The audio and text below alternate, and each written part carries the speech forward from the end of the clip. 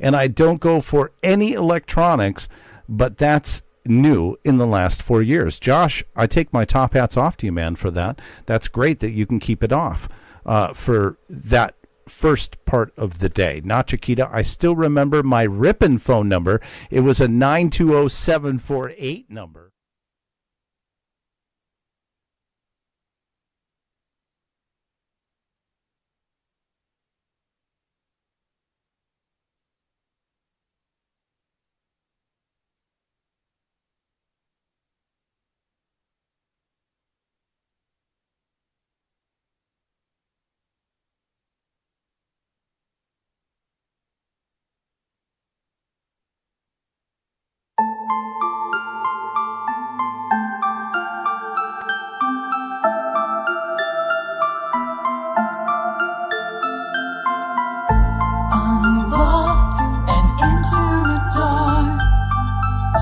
Things are better left unknown.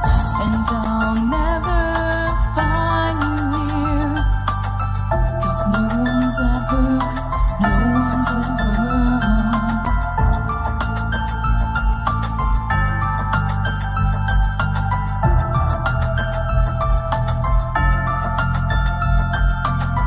Oh, what a widow, a peaceful spider.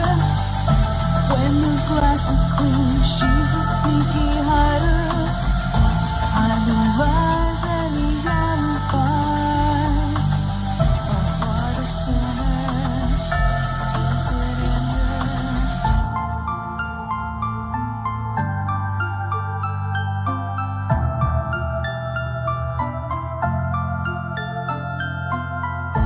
What's the truth in this riddle?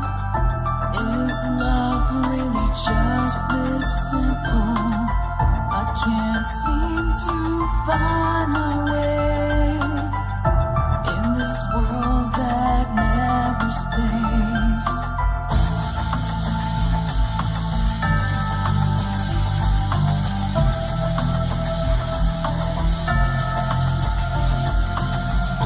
What a widow, a peaceful spider. When the grass is clean, she's a sneaky hider. Hide the lies and the alibis. What a sinner. Is it in her?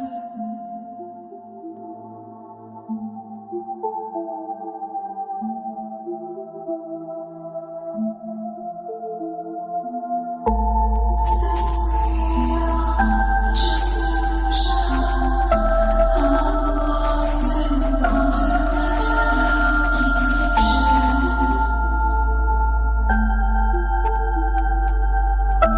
I'm lost in wonderland, confusion. Is this real or just illusion? Manifestation or a dark delusion? Is this real or just illusion? I'm lost in a wonderland of confusion.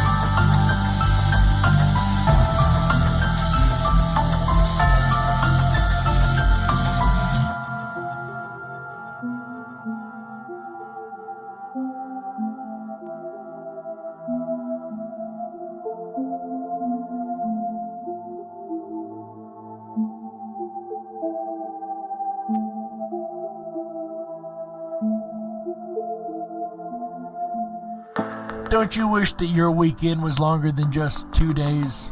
Well, if so, then you're in luck, because here on Rippin' Common Sense Radio, our weekend begins on Wednesday. Yes, you heard that right. Our weekend kicks off every Wednesday at 7 p.m. Pacific, 10/9 Central, with DarkWolf's Den, starring yours truly, Jerry the Dark Wolf. But that's where the fun has only just begun. Make sure you come back every Thursday through Sunday at 7 p.m. Pacific, 10/9 Central, for the Rippin' Rabbit Hole live show, starring AJ the Rippin' Rabbit. He dives into the archives of vocal legend Art Bell and brings those stories up to date. So make sure that you spend your extended weekends with the Animals of Radio, Jerry the Dark Wolf and AJ the Rippin' Rabbit, starting at 7 p.m. Pacific, 10/9 Central, every Wednesday through Sunday, right here on Rippin' Common Sense Radio. Rippin' Rabbit Hole is a community-driven radio. At times the community comments may reveal prejudices and other beliefs that we or our sponsors do not condone. Views or opinions expressed by the community, callers, or guests are those of the individual speaking and do not represent the views or opinions of this site. Rippin' Common Sense content is intended for mature audiences only. Enjoy. This is Cynthia Sue Larson with Reality Shifters and the International Mandela Effect Conference, and you're now listening to DarkWolf's Den Show on Rippin' Common Sense Radio.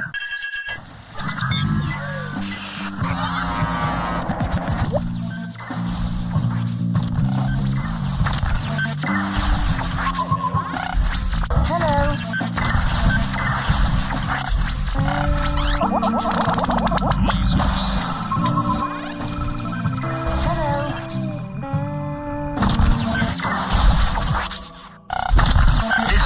Is now the ultimate power in the universe. This is your man Meta, aka Propagate This Light, and you're now listening to DarkWolf's Den.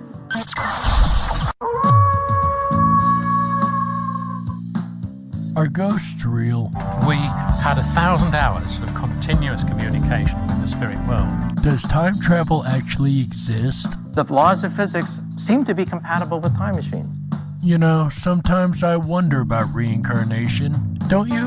A 4-year-old boy in Adelaide, Australia, has told his parents that he used to be Britain's Princess Diana. What would happen if the world found out that aliens were real? I didn't say disclosure would be easy, but what is the alternative? To establish a space force as the 6th branch of the armed forces. We have so many questions and yet so little time, so to have you here, the pleasure is all mine.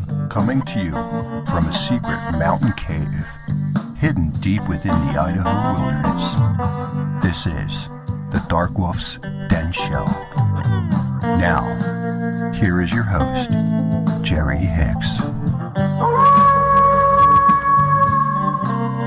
That's right, I am Jerry Hicks, also known as the Dark Wolf, and welcome back to another episode of the DarkWolf's Den Show.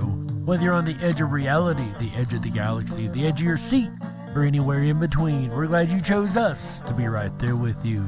Tonight, ladies and gentlemen, is going to be a hot episode. That's right. We're going to be talking about large, overgrown, serpentine, fire-breathing creatures. No, I don't mean my ex-wife, ladies and gentlemen. I mean dragons. That's right. They're dragon legends from all around the world. But is there something more to them? Is there a little bit more to the reality of dragons themselves? Or are they just that, myths and legends? That's what we're going to discuss tonight, August 26, 2020, on another episode of the DarkWolf's Den Show. But first, today in history. Back in 1939 on this day, the very first televised Major League Baseball game occurred. It was a doubleheader, actually, between the Brooklyn Dodgers and the Cincinnati Reds. And that was another fun fact from Today in History. And a lot of you are probably wondering how in the world I'm going to tie back from baseball and television to dragons. Well, I'm going to be honest with you, I have absolutely no way to do that whatsoever. I just thought that was a really fun fact. So there you go, ladies and gentlemen. We have all learned something new. And speaking of learning something new, while I was doing the research for this show, and thank you to the Wizard Grin for suggesting this show, he suggested we talk about dragon legends.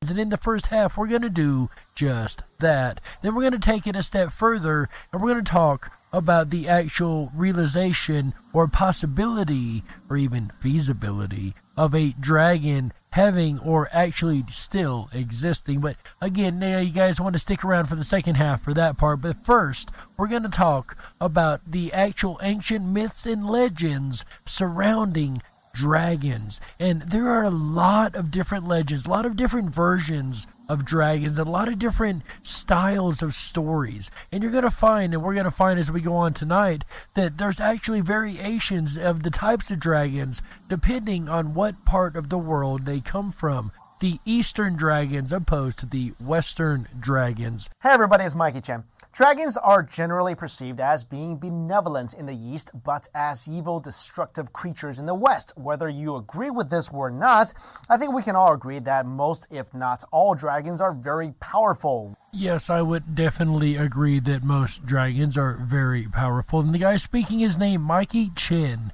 This guy's actually pretty special to me, I gotta say. His channel's called Beyond Science on YouTube, and I've listened to him for many, many, many years. As a matter of fact, he's the reason I even know about the Mandela effect. Through the Berenstain Bears effect, at the end of one of his videos is just a little blurb, and turns out it was, the one that I needed to pick up the Mandela effect. So, thanks to Mikey Chen for the amazing information that he puts out.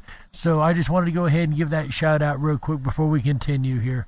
Number 1, Bakunawa. The Bakunawa is also believed to be the god of the underworld and is often considered to be the cause of eclipses. According to Filipino mythology, the Bakunawa lived in the sea at a time when the world had 7 moons. And I can tell you that a time when the world had 7 moons is a brand new statement to me. I've never ever heard that from another culture. And it was so fascinated by the moon's glow that it would rise out of the sea and just eat the moon. But each time it would swallow a moon, the moon, of course, would melt in its stomach, and then it would have to consume another one. So to prevent the world from becoming dark at night, the people would run out of their homes, taking their pots and pans to make the most noise they could in order to scare the Bakunawa so it would stop eating the moons and give them back moonlight. To be honest with you, that actually sounds kind of fun, going out with pots and pans and banging them during an eclipse. Could you imagine if everybody in America did that during the Great American Eclipse? That would have been absolutely hilarious, I gotta say. But now that I think about it, there's this thing called solar snakes. And on the ground during a eclipse, you can actually see what looks like the shadows of snakes moving around and slithering on the ground for just a couple of minutes during the eclipse. So maybe that actually had a little part of the reason that they worshipped or believed in, dragons, and tried to scare them off during the eclipse. Maybe they seen the solar snakes on the ground and thought that they were dragons flying around. And the name Bakunawa can be translated as moon-eater or man-eater. It's also used to describe a greedy person or a corrupt government official. So this dragon was pretty powerful. It could swallow the moon, but it's also kind of a coward. Really, pots and pans. Come on, was he also friends with a scarecrow, a tin man, and a girl with a little dog? Still, I stand by the fact that it would be absolutely hilarious to go outside with pots and pans and start banging them during an eclipse. Number 2, Nidhogg. The Nidhogg, which means malice striker or striker in the dark, is a powerful dragon found in Norse mythology. So according to Norse mythology, there's this ash tree called Yggdrasil, also known as the World Tree. This tree is so massive, it holds the 9 realms of Norse mythology together. And of course, one of these realms is Asgard, where Thor lives. And another being the Earth realm itself. But this crazy dragon is so powerful, it's trying to topple Yggdrasil and destroy all the realms because the root of the tree is the only thing trapping him. Oh, also, there's apparently an eagle that lives at the top of the world tree, and this dragon and eagle are basically just insulting each other back and forth. And if you're wondering how they're able to communicate, well, there's this squirrel that apparently delivers these insults for them back and forth. So this is like an instant messaging insult match where instead of phones, we have this squirrel. This has got to be the most twisted game of telephone that I've ever heard. It makes you wonder if the squirrel isn't like building on the insults just to make them sound worse to keep the two at war, you know? And you know the squirrel is definitely trying to mix it up. He's probably going up to the dragon going, "Hey, Nihawk, the eagle said you ain't nothing. Oh, and he said your mama looks like a T-Rex." Ooh, ouch. Anyway, if Nihawk does chew his way through the roots of the world tree, it then heralds the arrival of Ragnarok and the subsequent destruction of the world. And in the Bible, it references a 10-horned, 7-headed beast. I would dare argue that this may be one in the very same. You know, in the next Terminator movie, John Connor should send a Terminator back in time to team up with Thor to destroy this bad-mouthing squirrel and prevent Norse Judgment Day. They may also have to go and kill that dragon too. So, Terminator 6, Terminator versus Norse Dragon and Squirrel. What do you think? Would you watch that movie? I don't know. Terminator franchises already went pretty far already. They just very well may. You never know when you're playing with time travel. Number 3, Typhon. Typhon was considered the mightiest and deadliest monster in Greek mythology. He was the last son of Mother Earth Gaia and Tartarus, created as a last attempt to repel the Olympian gods from defeating the Titans. Known as the father of all monsters, Typhon was a fire-breathing dragon who had 100 heads that never slept. Typhon was the largest and most grotesque of all creatures that have ever lived. This is also the first dragon I have ever heard of with 100 heads. Aside from the Hydra, maybe if we cut off enough heads, enough would grow back, but this is the first one I've ever heard of that was straight, like, created with 100 heads. He was so tall, he towered over the highest mountains, and his head often brushed the stars. He was of human form down to his thighs, but he had huge snake coils instead of legs. 100 dragons' heads sprung from his shoulders, and his body was covered with feathers. He also had wings and fire flashing from his eyes. And here we have that fire element, although it seems to be flashing from the eyes instead of the mouth, but still it's the fire element mixed with the dragon element. So after the Olympian gods defeated the Titans, Gaia wanted to punish Zeus for imprisoning her Titan children in Tartarus. Thus, Typhon was born. When Typhon challenged the heavens, the gods were so frightened that they all apparently ran to Egypt. Zeus had to defend Mount Olympus, so he threw a bunch of bolts of lightning at Typhon. Typhon fought back with force and cut off several of Zeus's muscles and tendons from his hands and feet, leaving him helpless. But Hermes managed to get the muscles and tendons back to Zeus, who eventually trapped Typhon underneath Mount Etna. It is said to this day that the flames and the steam that rise from the volcano are from this monster. Maybe that's what heats the inside of the earth. Maybe they're inner earth dragons just blowing their fire and heating up the different lava tubes that run through the earth, right? Number 4, the cockatrice. Okay, this thing is crazy. The cockatrice is a mythical 2-legged dragon with a rooster's head. Yeah, the cockatrice was supposed to be born from an egg laid by a chicken and incubated by a toad or snake. But just because this thing is a chicken doesn't mean it is chicken, if you know what I mean. This thing is really ferocious and it is super powerful. It has the ability to kill people by either breathing on them, touching them, or simply just looking at them.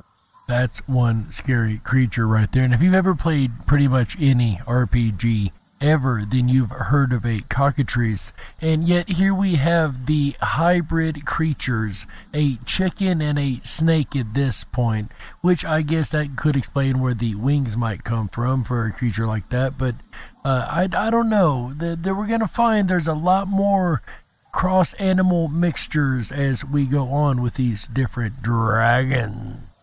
It is said that the weasel is the only animal that is immune to the glance of a cockatrice. Apparently, the only way to kill this thing would be to let it hear a rooster's crow or get it to look itself in the mirror. Which, of course, sounds a lot like the Medusa from the Greek mythologies also. And finally, Dragon Kings. In China, the dragon, or long, is commonly the symbol of nobility, solemnness, holiness, and good fortune. Chinese dragons are strongly associated with water in popular belief. They are believed to be the rulers of moving bodies of water, such as waterfalls, rivers, or seas. And what I have found is, opposed to the Eastern water dragons, most Western dragons are considered fire dragons. In traditional Chinese beliefs, there are 4 major dragon kings representing each of the 4 seas. The East Sea, which corresponds to the East China Sea, the South Sea, which corresponds to South China Sea, the West Sea, which corresponds to the Indian Ocean and beyond, and the North Sea, which corresponds to Lake Baikal. Because of this association, they are seen as in charge of water-related weather phenomena. In pre-modern times, and sometimes even now, many Chinese villages, especially those close to rivers and seas, had temples dedicated to their local dragon king. In times of drought or flooding, it was customary for local officials to lead the community in offering sacrifices and conducting other religious rites to appease the dragon, either to ask for rain or to ask for the rain to stop. These dragon kings are also known to have a fierce temper, and when that happens, crazy weather and floods could occur, wiping out entire villages. And thank you, Mikey Chin. Once again, I really like that channel. If not for that guy, I'd have never found the Mandela effect. But that's not what we're here to talk about. Tonight we're here to talk about dragons. And we've heard a wide variety so far. And a lot of these are associated with like earth phenomenon and weather phenomenon and different things that ancient man could not explain. And I will give it that, but we'll discuss more about that in the second half and whether or not they might actually feasibly could have or maybe still do exist. But there's a couple more different types of dragons that while I was doing this research, I did not realize how many different types of dragons or different legends of dragons and mythologies that there really were. Like most of you guys, I knew about probably 2 or 3, but most of the ones we just heard, I had never heard of before. And I found another channel, a channel that I've been listening to for a while. It's called Origins Explained. And the host on there, Miss Katrina, is going to tell us about a couple more different, very unique and interesting stories of dragons. Hi, it's Katrina. From greedy princes turned into dragons as punishment to scary beasts that could destroy the entire world, here are 10 dragons from mythology. Number 10. Drakon Kolkikos. In Greek mythology, Jason and the Argonauts were sent on a quest to retrieve the golden fleece from King Aedes of Colchis. Go ahead and put a 1 in the chat room over there if you remember the Jason and the Argonauts story or that movie. Remember the old claymation, almost looking really generic animation looking movie? The Jason and the Argonauts movie? Go ahead and put a 1 in the chat room if you remember that over there. On arrival, he was given 3 tasks, the third of which was to defeat the sleepless dragon that guarded the fleece itself. This dragon, called Drakon Kolkikos, was a formidable enemy and had teeth that were harvested by the locals for their magical properties. And if you're wondering how they were able to harvest the teeth, I have the exact same question. Were they just like falling out as the dragon walked around and they walked around collecting them? Or, yeah, I'm not quite sure how the teeth were being harvested from the dragon by the villagers, especially if he was a formidable opponent. When they were sewn into the ground, for example, they would grow into an army of warriors known as Spartoi. You can have your very own army today. Just put it in the ground and add water. Wait a couple weeks and you'll be on your way. Who would relentlessly fight to the bitter end. Luckily for Jason, he was able to confuse them and managed to get them to turn on each other. I mean, it's a just add water army. You can't expect them to be smart too. They can fight, they just can't think. I mean, what do you expect from an army that grew from the ground? You can't ask a whole lot. Clearing the way to defeat the dragon. To do this, he sprayed it with a potion that had been given to him by Medea. and it fell asleep, allowing him to sneak past and retrieve the fleece from the tree where it hung. And I see one's coming in the chat room over there. I appreciate that there, guys. Yeah, he made the dragon. How do you beat a foe that doesn't sleep? You put it to sleep. That way you can just walk right past it. What an easy way to defeat it. In one alternative version of this story, though, this plan didn't work as intended, and the dragon woke up to devour and disgorge Jason, showing the vindictive power of Draken Kolkikos. Yeah, I've never seen that particular version of the movie, but I have a feeling it would be a whole lot shorter. Number 9. Piasa Bird. The Piasa bird comes from Native American mythology, and references to it have been found depicted in rock art. You heard that right. Even Native Americans had legends or supposed actual true stories, according to the Native Americans, of dragons, including a detailed image that was meticulously etched into a cliff overlooking the Mississippi River near Alton, Illinois. Unfortunately, the original wore away over time, but it became such an important landmark that it has been restored a number of times so as to not be forgotten. And I gotta say, this drawing does remind me a lot of the plumed serpent Quetzalcoatl. According to legend, the bird, whose name means the bird that devours men, lived in the cliffs and acquired a taste for human flesh after it scavenged corpses that were left behind after a war. What is disturbing about this particular story, aside from the fact that it's Native American legend, is that the feasibility of it actually getting the bodies off of a battlefield is pretty interesting, because there were a lot of battles between the Native Americans and the Native Americans and the white man. So there was plenty of bodies to choose from, and I could totally see that being something that would happen. It began to attack local villages and was ultimately slain by a nearby chief called Oatoga. He and his people were tired of the relentless attacks by the beast, so enacted a plan that had been given to him in a dream by the Great Spirit. He ordered his men to conceal themselves in one of the entrances to the Piasa bird's cave, and he acted as bait to lure it out. When it began to fly towards the chief, the warriors released a volley of poison arrows, which eventually managed to kill it. To commemorate the event and to mark where it happened, the mural was created so it would never be forgotten. Although I'm pretty sure it hasn't happened, or if it has, the evidence has already been removed. But I would absolutely love to do an archaeological dig under that spot just to see what kind of evidence could be found. Number 8. Fafnir. Fafnir was once a person, the son of the Nordic dwarf king Hreidmar, and was known for his lack of fear and for having a very powerful arm. One day, one of his brothers, who looked like an otter, was killed by Loki, Odin, and Hoenir as they were hunting, and the gods took the skin to the home of Hreidmar. When the dwarf king realized what had happened, he and Fafnir took the gods prisoner and forced Loki to gather a ransom that involved lining the otter's skin with gold. Loki did this with the cursed gold and ring of Andvari. The gods were released, but the curse began to take hold. Fafnir killed his father to keep the treasure for himself and became increasingly greedy and self-serving.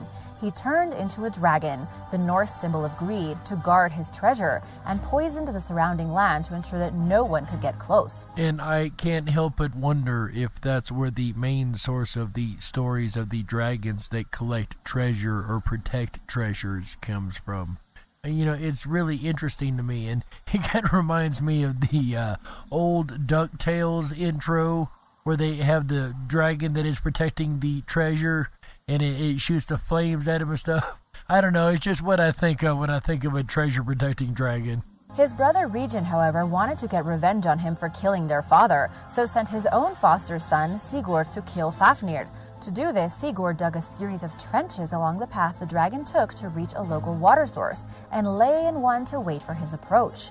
As the dragon walked over the trench, Sigurd plunged his sword into its shoulder and mortally wounded it. The story didn't end well for Regin either. After his stepson had retrieved the treasure from the dragon's lair, he planned on taking it all for himself. Sigurd found out about this plan and killed Regin too. And of course that is a darker story for the Wolf's Den. But it does show a really good moral, actually. And that is, being greedy is not going to get in the long run anywhere. As a matter of fact, you just become a monster. if you become a greedy person and care only about the money that you're making and nothing more. And that is the moral of that story, of course. You know, the guy becoming a dragon. Or is it a moral story at all? Number 7. Kukulkan. Kukulkan was a feathered serpent deity that was worshipped by the Maya civilization along with others in South America, and was of such importance to them that one of the most famous structures from the time was dedicated to him. According to one story from legend, he was a boy who was born as a snake. As he grew up, he turned into a feathered monster and was exiled to a cave where only his sister was allowed to care for him. Eventually, he became so large that his sister could no longer provide what he needed, so he flew away into the sea and caused a massive earthquake. To reassure his sister and to let her know that he's still alive, every year in July he would cause the ground to tremor. Other stories say that he was the pet of the sun god, or that he was linked to the rain god to help people predict when the rainy season was approaching. If that sounds familiar to you, that is also was considered the Quetzalcoatl, or the plumed serpent. And there again we have the essence of water, the essence of a natural element being associated with this dragon, and as well as the weather because of rain being associated with the dragon also.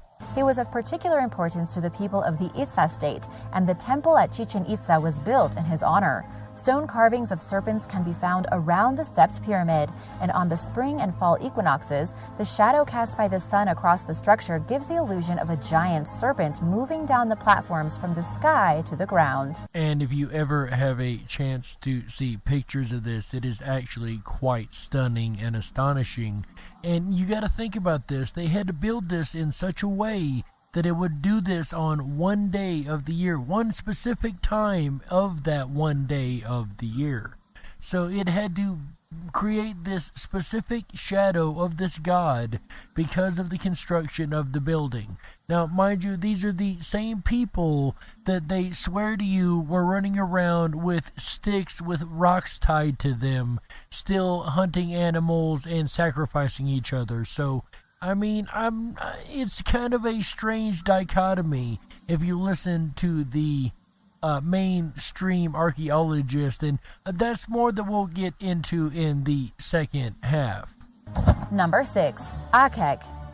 Akek, also known as Akeku, was a dragon-like beast from ancient Egyptian mythology. Described as having the body of a winged antelope and the head of a bird with 3 serpents on it, it was said to live in isolated regions of Egypt. And once again, we have here the multiple animal hybrid, particularly near the Nile Valley. Akek was believed to be an aspect of Set, who was the god of chaos and fire. The dragon, who is also described as being serpentine with 4 legs in some texts, was a physical manifestation of the god's powers and would wreak havoc upon anyone and anything that got in its way. The dragon was mentioned in a series of hymns as being the creature that lurks in the darkness to consume all that passes it, and images were carved into stelae, which were monumental tablets used by the Egyptians to ward off dangers they faced from animals like serpents or crocodiles. The Egyptians also believed that Apek lived right under the horizon line of the darkness of the sky and tried to eat Set every time he come across the sky. The most famous and grandest one of these is known as the Magical Stela and is kept at the Metropolitan Museum of Art in New York. One of its panels shows a king being pulled along in his chariot by Akek, which is walking over other dangers. It's scenes like that that really make you wonder if they weren't really translating into stone exactly what they were seeing, opposed to an allegory version or symbolic version of what they were seeing. But we'll get into more of that in the second half. Number 5. Mushusu. Marduk or Marutuk. And for those that have studied the ancient Anunnaki and the ancient Sumerian text, you will definitely know the name Marduk. Also, if you've studied the Nibiru texts, you'll know the name Marduk. Was one of the most important gods of ancient Mesopotamia and was the patron deity of the city of Babylon. He was associated with the planet Jupiter and, as well as having divine weapons, had an incredibly strong animal companion, a dragon called Mushusu. As a hybrid of multiple creatures, the dragon had hind legs that were the talons of an eagle, the forearms of a lion, a stretched neck and tail, horns on its head, the tongue of a serpent, and a crest. And it seems even from the earliest accounts of writing, the Babylonian and Sumerian texts, we have these accounts of these hybridized animals, all these different parts of different animals included in one, a chimera of sorts. That becomes a dragon. Now, I never heard of Marduk having a pet dragon. That one's new on me. The most famous representation of the creature can be seen on the Ishtar Gate of the city of Babylon, which was built about 2,600 years ago as a grand entrance to the city. It shows that Mushusu was an important part of folklore at the time, and that the people believed that it was guarding their city along with their gods. Very little survives of how powerful the dragon was, though. In images of it, parts that are colored red are meant to suggest anger, and there's the implication that it was a vengeful beast. But beyond that, its temperament is unknown. It was also once the god of Eshnuna because of its respect amongst the other gods. But again, why it became linked to Marduk instead of being an entity on its own remains unclear. It really does make you wonder how much folklore is not just mere stories and old wives' tales, if you will, but could be based on a lot more reality and truth than we think. And again, we'll get into more of that later, but if anybody's ever looked into the Sumerian folklore, the Sumerian legends and the Sumerian mythology and things like that, it's really, really interesting story. If you're interested in stuff like that, check out Zechariah Sitchin. And we'll touch on this again in the second half of the program. Number 4. Druk. In Tibet and Bhutan, the Druk was a thunder dragon and became central to the mythology of both countries, particularly Bhutan. The first accounts of the dragon appeared in a sect of Buddhism called the Dukpa lineage. Apparently, their founder had begun building the Ralung monastery and a powerful storm rolled over. Thunder, or the voice of the clouds, was seen as emanating from dragons, and he saw this as a sign. And I could definitely see how thunder could be attributed to a dragon's roar. That actually makes a little bit of sense. Today, a lot of us say God's bowling or, different little things like that, but in the older ages, I guess it was dragons flying around yelling at each other. Renaming his monastery Drug Ralung, which means thunder dragon. Those disciples at the monastery are known as the Drugpa, meaning those of the thunder. So, if you get hit by one of these guys, would you be considered thunderstruck? And their significance can be seen throughout Bhutan.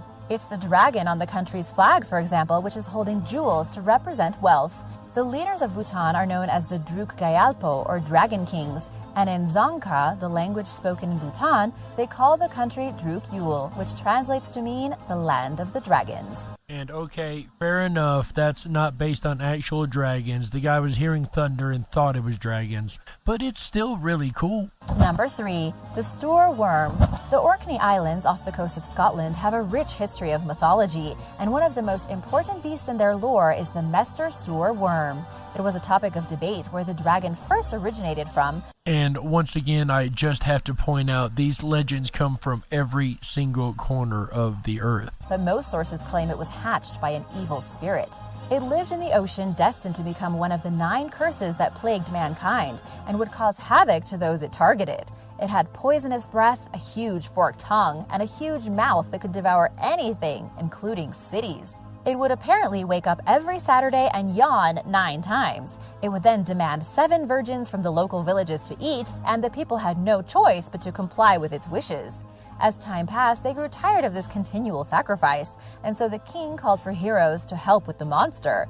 And this is yet another great example of Eastern dragons versus Western dragons. The Eastern dragons would have sat and had a conversation of knowledge with them, opposed to the Western dragons that seem to be bent on nothing but destruction and being conquered, needing a hero to conquer. So even the very nature of the stories is different between the East and the West. And it makes you wonder, maybe they were the same dragons if they were real dragons, and maybe they were just, not as talkative, or maybe they weren't given the chance to talk by the Europeans and Westerners, if that were the case. But that's a lot of speculation, of course. One stepped forward, a young farmhand who had a plan, and on the next Saturday he sailed on a small boat to where the dragon was asleep. When it woke and yawned, the boy and his boat were sucked into its throat through dark, winding passages and eventually settled inside. He was able to set fire to the beast's liver and escaped just in time before its whole body was alight. In one last gasp, the Stoor worm grabbed onto the moon with its tongue, but couldn't hold tight and crashed back to Earth. This, according to legend, is how the Baltic Sea was formed. As it continued to writhe around, its teeth came loose and fell to the ground, which is how the Orkney and Shetland Islands were formed. And then, just as the dragon died, the Faroe Islands fell from it, and it landed in the water to form Iceland. Once everything had cleared, the young hero was celebrated and married the king's daughter. And this is yet another creation myth, legend, story that I have never, ever heard. It's interesting because, have you guys ever heard that? The Baltic Sea and the Orkney Islands and all those were created by a dragon that was slain somehow? I don't know. That's different to me. That's new. So what do you guys think? It is, is that a possibility? Is that how the crazy ocean islands were created and the Baltic Sea? Maybe. Of course. Number 2. Vishap. The Vishap is a water dragon that originates from Armenian mythology and is often shown as either simply a snake with wings or combined with body parts from other feared animals. And once again, the combination of different animal body parts. But the serpent seems to show up most often, doesn't it? It's always a serpent mixed with other creatures. It was said to live on Mount Ararat and was seen as the reason why the peak would erupt, and for the earthquakes that often happened in the area. Vishap would descend from the skies and bring with it storms and whirlwinds, and could even absorb the energy of the sun to cause an eclipse. And once again, there is that element of the nature spirits, of the ability to manipulate nature more so than the general man can. He would also regularly steal children from local communities and replace them with evil spirits that could take on their form. Because of the immeasurable pain and suffering that Vishap inflicted upon the people of Armenia, it was finally slain by the god of fire, Van, who was a lauded dragon hunter. I find a certain irony there that the dragon was slain by the god of fire. Just saying.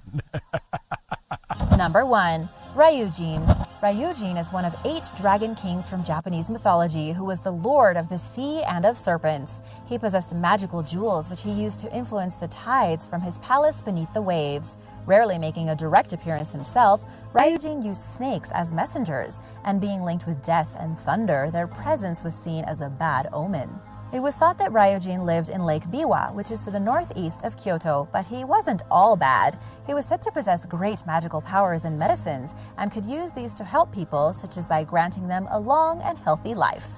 There are shrines throughout Japan that are dedicated to this dragon king, particularly in regions that were reliant on fishing and rain for their livelihoods. He's often depicted in art too, where he's a giant sea dragon that's usually carrying his magical jewel. And once again, that was Katrina from Origins Explained. Thank you, Katrina. Guys, we have a lot of really crazy dragon stories so far. These legends have really been mind-blowing to me because I didn't realize they were so unique legends and stories across the entire world that even I hadn't heard. So I'm pretty sure most of you haven't heard them either, which made it kind of a gold mine for this episode. And there's one that, you know, I don't always talk about the most popular, famous ones, but for this one, I'm going to make an exception. There is the Christian lore, and in Christian mythology, there's dragons too. You guys believe that? There's a lot of dragons in Christian mythology, believe it or not. The most famous and well-known one is known as the Leviathan. Has everybody ever heard of the Leviathan? It was a huge creature in the Bible. It was one of 2 creatures. There was a land creature and a sea creature. The other one was called Behemoth. I would dare argue that they were both dragons, but definitely the Leviathan. A popular claim made by young Earth creationists and other people that believe humans and dinosaurs coexisted. If you guys have been following along this show for the first 15 episodes, then you know that I rail against dogmatic science. And we all know as the shows have progressed, we've learned that the archaeologists are some of the most dogmatic of them all. So you guys can only imagine what I have to say about dinosaurs, but we'll get to that here here in just a little while. Is the description in the book of Job in the Hebrew Bible of two creatures, Leviathan and Behemoth. They suggest that the description of both of these creatures are eyewitness accounts of actual animals, most likely extinct reptiles like dinosaurs, mosasaurs, plesiosaurs, and etc. And for those who may not know, because I did not know this for a very long time, the Bible is not put together exactly chronologically. If it went in chronological order according to its own mythology and stories,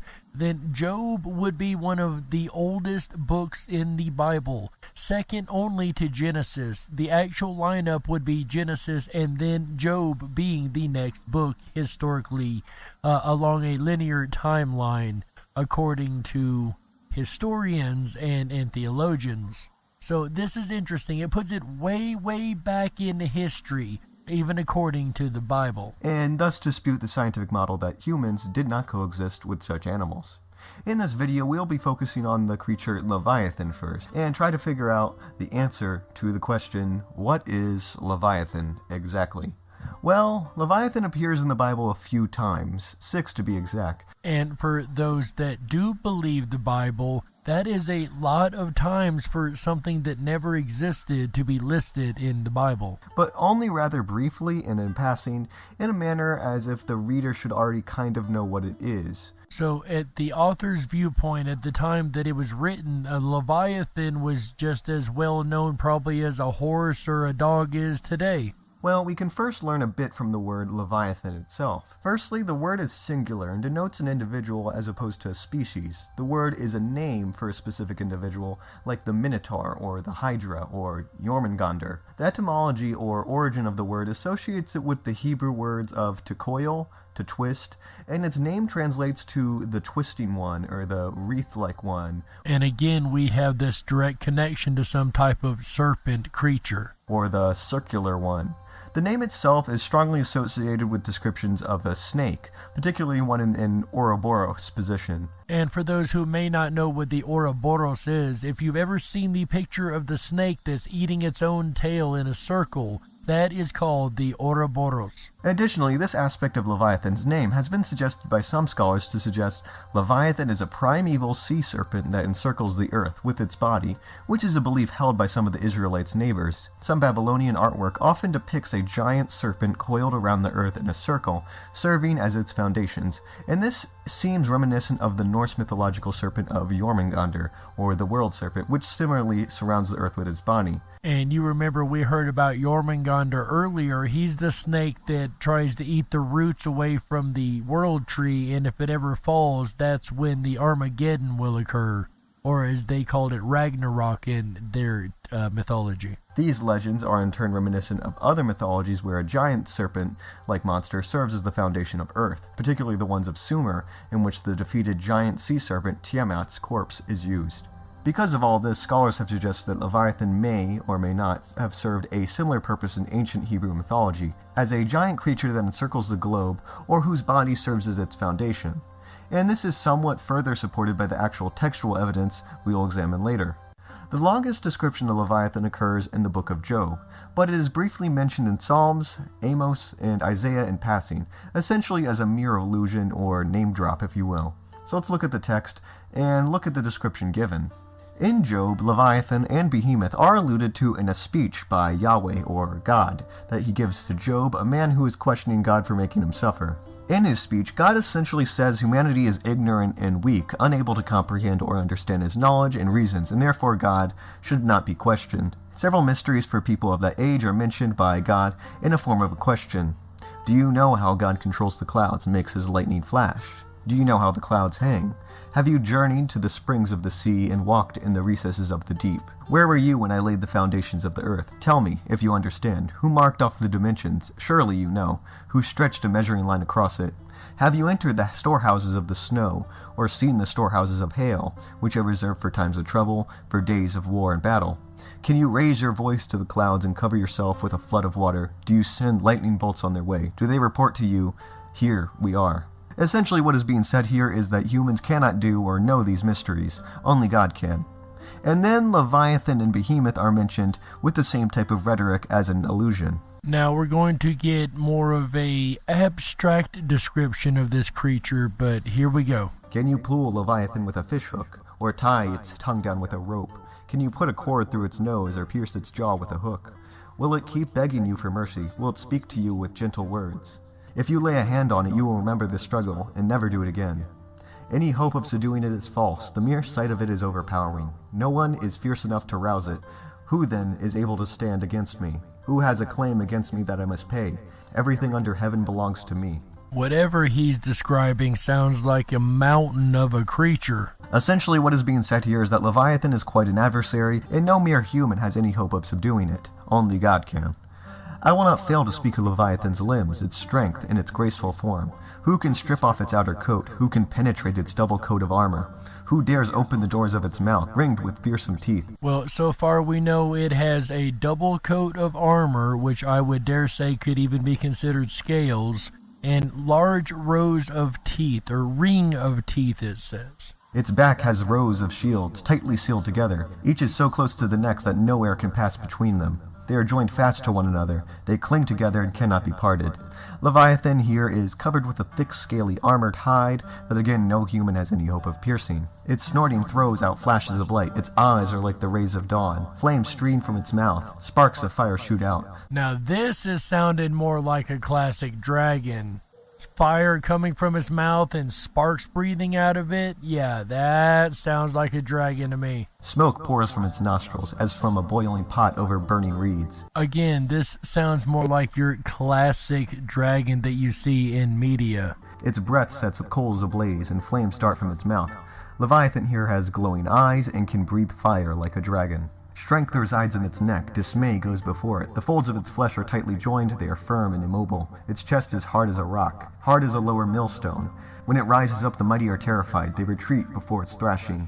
The sword that reaches it has no effect, nor does the spear or dart or javelin. Now, either Job really knew his creatures at the time, and he may have just been speaking of legend even in his own time, or maybe he was speaking from experience that he himself has actually seen and had. We don't know, it's only speculation. Iron it treats like straw, and bronze like rotten wood. Arrows do not make it flee. Slingstones are like chaff to it. A club seems to hit but a piece of straw. It laughs at the rattling of a lance. Here, Leviathan is again very strong and very large, unbelievably large, with no human having any chance against it. Its undersides are like jagged potshears, leaving a trail in the mud like a threshing sled.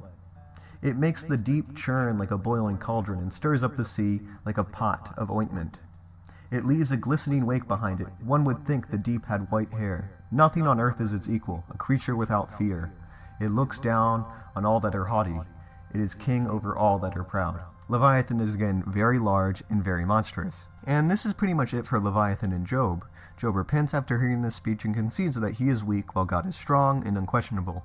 Note that Leviathan is not being described or seen by Job or the author, and he is certainly not an eyewitness. Again, that I would argue the possibility of him actually being an eyewitness, but again, speculation. It is merely offhandedly mentioned in a speech by Yahweh.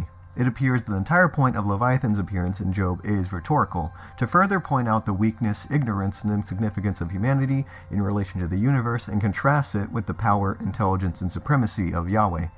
We are repeatedly shown that Leviathan and Behemoth is unstoppable. Humans with all our knowledge and power are useless compared to the strength of these beasts. And again, it's in that verbiage I find interest because it said these beasts, not this beast. So, the Leviathan was yet another dragon, and one, of course, from ancient Christian lore, and I mean ancient Christian lore.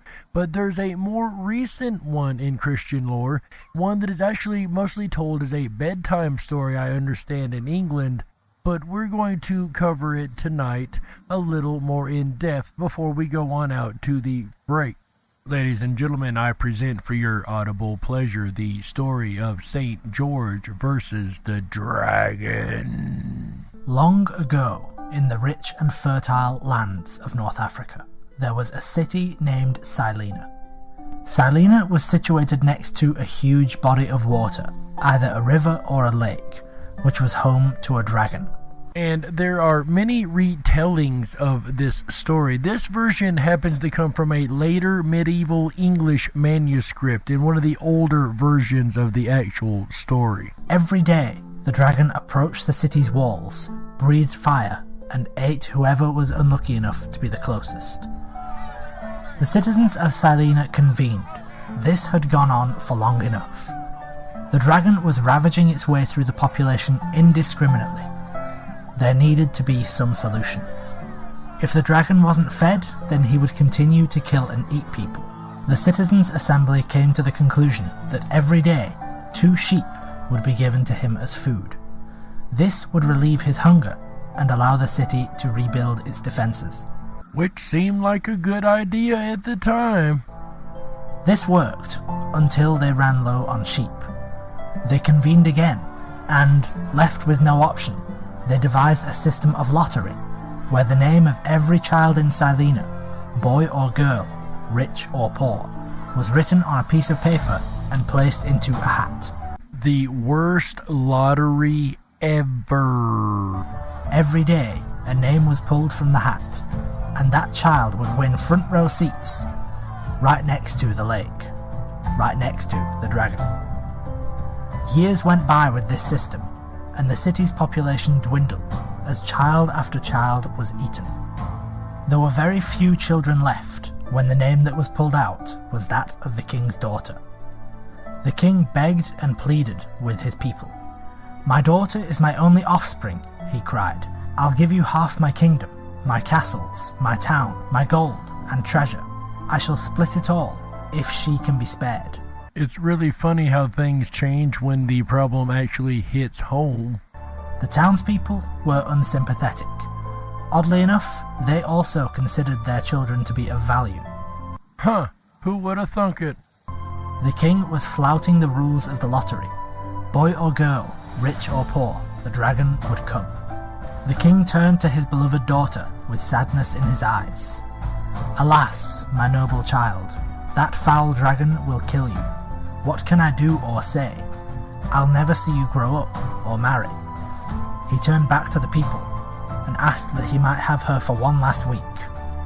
On this request, they obliged. After that week, the daughter understood her duty. Her father dressed her in the best clothes he could afford. They shared an embrace, and she left to meet her fate. She waited by the lake, tearful and in great misery. Then, over the horizon, God willed the arrival of St. George. He hailed from Cappadocia, the plains of modern Turkey, and somehow managed to find his way all the way to North Africa.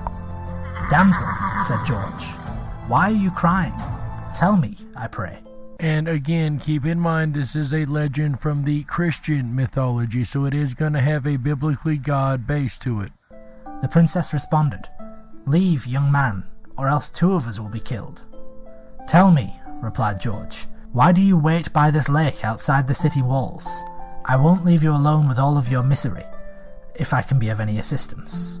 George looked up at the city walls and saw many curious faces staring down at him and the princess. "Why are they staring at you?" The princess replied, "Of course, sir, I full well perceive that you are a worthy man with a hardy heart, but still, leave. Why do you want to be here with me? Take your horse, run away." George replied, "Because of my faith in the Lord, I don't fear death, as heaven is all that awaits me. Now tell me, why are you crying?" The princess, probably quite annoyed by this stage, explained to him the predicament, the dragon, the raiding, the city, the lottery, and George listened understandingly. "I see. Fear not. I'll avenge your town through the might of Jesus Christ." The princess, probably getting very irritated at this point, replied, "No, sir. It's better that you flee than that we both die." George, unsurprisingly, didn't go. He stood there alongside the irritated princess until the dragon began to approach. George dismounted his horse and strode towards the dragon. He praised Jesus and then readied his spear. George, with all his might, drove his spear at the dragon, giving it many a deep wound, impaling it, but leaving it still alive. By his order, the princess loosened the ribbon which tied her hair, and used it to bind the dragon. Then George and the princess led the dragon into the city. In some tellings of this story, George pulls his belt off and throws it at the dragon, which ends up wrapping around its neck as a perfect collar, and the dragon instantly becomes tame. Again, there's many different retelling versions of this story. Understandably, the citizens of Silena, seeing the dragon walking toward the city, led by George and the princess, thought that they had lost their minds. Alas, this day, we're dead, we can't escape. George replied, "The dragon can't harm you. My Lord Jesus sent me to this town to rid you of this dragon. Turn yourselves to Christ, be baptized, and I shall slay this dragon, that you can all see what faith can do for you." That's kind of an interesting way to get people to baptize themselves, huh? The people, funnily enough, were happy to oblige. They forsook their heathenism, were all baptized, and trusted wholly in God. George drew his sword and slew the dragon. The city gave George 8 oxen as compensation, as he left to go back home, and the king ordered the building of a beautiful church, artfully decorating it in honor of St. George, the Dragon Slayer. And that, once again, was the legend of St. George. And as you guys know, that music means we have to go ahead and take a network break right here. Looks like we blew past the first one. Now we've really got to take one. So, ladies and gentlemen, we will be back for the second half. The first half we've talked about legends. We've done an hour worth already. You believe that?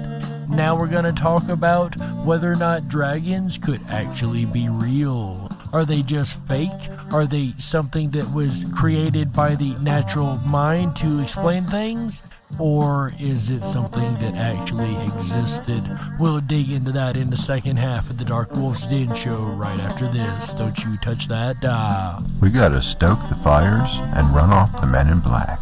Don't touch that dial. We'll be right back. Sex in the city? Nope. Interview with a vampire? Nope. If you build it, they will come? Febreze to wheeze in the middle? Wrong again. Depends. Nope. Welcome to the Twilight Zone, my friends. A phenomenon known as the Mandela effect. You may have heard of it. You may want to not neglect. Unbecoming, awake, and spiritually inclined. So sit back, relax, while I blow your mind. Take the thumb off the cell, stop following the sheep. Down the rabbit hole we go. Are you ready for that leap? The Zapruder film, #JFK. I looked at the footage and I said, what the heck?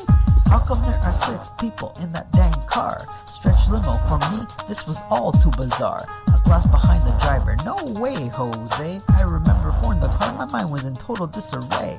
Trying to make sense of what I was seeing, what I was witnessing. Didn't connect with my inner being. A second woman in the car for me was only the first lady. Do you smell what the rock is cooking? All this seemed kinda shady. Berenstein Bears. Nope. Shazam? Sinbad? Not in this reality. Good lord. An awakening. Was it all a revelation? The naysayers and skeptics call it confabulation. They say you misremembered and call us back crazy. Did you smoke a do? Maybe that's why it's a little bit hazy. Unless you experience it, you'll never know. But enough of that. On with this Mandela effect flow. Mandela effect in the house. What in the world happened to Ed McMahon? In this reality, Publishers Clearinghouse was not a fan. Never the spokesperson, but we remember it clear as day. McMahon holding that check while the winner yelled out, yay! American Family Publishers, never heard of them until now. This Mandela effect has me raising the people's eyebrow. So many theories on what it could be. Have you ever heard of CERN and the LHC? Luke, I am your father. Nope. Sally Fields? Nope, wrong again. That stands for the Large Hadron Collider. I thought I would mention. You know, the machine that opens up portals into different dimensions? You're probably thinking that this is all science fiction, but you gotta think outside the box and have no restrictions. Alternate realities. and parallel dimensions. Okay, I get some of your apprehensions. Could this all be a spiritual evolution? Cause the human race has grown tired of this toxic pollution. Mandela effect in the house. No, I'm not going crazy. Some people, they just don't understand. That's just the way it is. You know? Stay strong, my friends. That's just the way it is. Dolly has no braces? Are you serious? Good lord. Joel Osteen. So what the heck happened to the owl? Oh my gosh. Oh, this is definitely the Twilight Zone. This is crazy.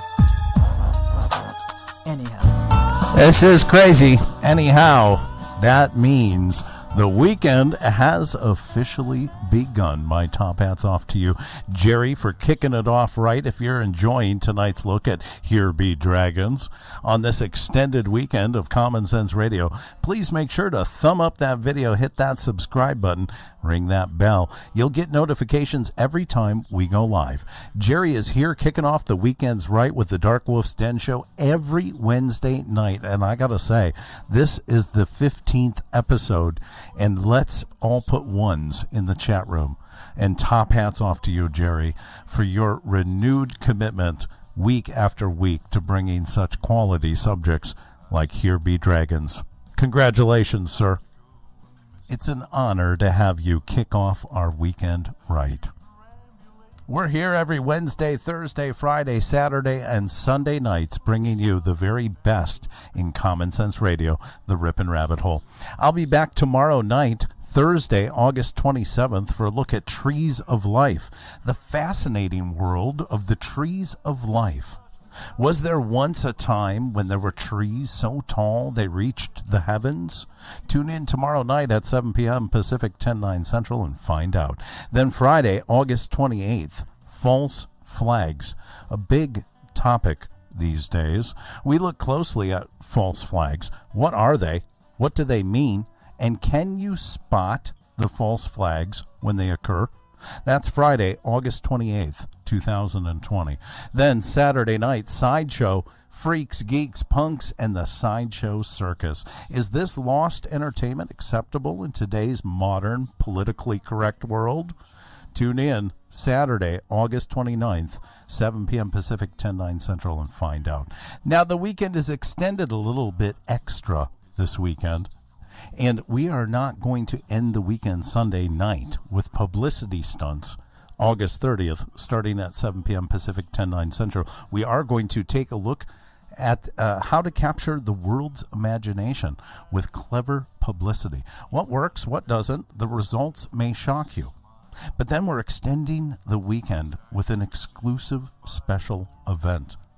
Nothing says publicity stunt like David Blaine with Ascension. You can tune in with us at 3 a.m. Pacific, 6 a.m. Eastern, August 31st, Monday morning. Now, it's early. It's going to be really early, but we're going to have an Ascension Live watch party. Now, it does require RSVP, so I'll put the link in the chat room. Make sure you reserve your spot. As the weekend continues, back now with Jerry Hicks and the Darkwolf's Den Show as he explores the dragons amongst us. Right here on Rippin' Common Sense Radio, the Rippin' Rabbit Hole. Yeah. Yes, I'm calling about a dragon's egg, yeah. You said you had a dragon's egg for sale? No, I don't want a piece of Fabergé. I want a real dragon's egg. Why are you laughing? That's not supposed to be a... Hello? Hello? Oh. If you were meant to be controlled, you would have come with a remote, but you didn't. And that's why you listen to the Darkwolf's Den Show. Now, here is your host, Jerry Hicks. Seems we still ain't had any luck on that dragon's egg. We're gonna keep trying. We're gonna keep looking. All I can find is this Fabergé stuff. I didn't even think about that when I was looking for these. So yeah, that was maybe a bad call. So we're gonna keep trying, But while we're at that, ladies and gentlemen, welcome back to the second half of the DarkWolf's Den Show. It is an absolute honor and pleasure to have you here, whether you're on the edge of reality, the edge of the galaxy, the edge of your seat, or anywhere in between. We're glad you chose us to be right there with you. Ladies and gentlemen, tonight we've been talking about dragons. We've covered many, many legends of the mythical creatures, or are they so mythical? Well, of course today they may be because we don't see them flying around in our skies, but maybe at one time they just might have been a real thing. Across the world, regardless of the difference in cultures or geography, there appears to be tales of ancient dragons having once roamed the land in nearly every nation. This could very well be evidence of large serpent-like creatures having once existed across the world, only to be driven to extinction by native populations. Which us humans are really good at doing to creatures. One of the strangest mysteries found across England is that of the legend surrounding the existence of a number of water dragons. They were believed to have been located around Sussex and have been referred to as the Knuckers. The Knuckers were rumoured to have lived in small ponds and lakes known as knucker holes, and were supposedly responsible for the destruction of small villages, the disappearance of villagers, devouring and tearing apart livestock, and infesting areas across England. Now, it is interesting that it mentions the livestock and possible what we would call today cattle mutilations, maybe? This led to a number of local kings devising ways to have the dragons slain and completely eradicated in population. One of the ways was by using knights as hunters. They were tasked with taking down and slaying the creatures in different reported villages. And of course we are all familiar with the Knights of the Round Table and slaying the dragons and the whole medieval scene, the stereotypical scene, if you will. And nearby bodies of water. A number of legends have formed from these supposed knuckers, and different variations of how the dragons were slain or outwitted have also become popular folklore.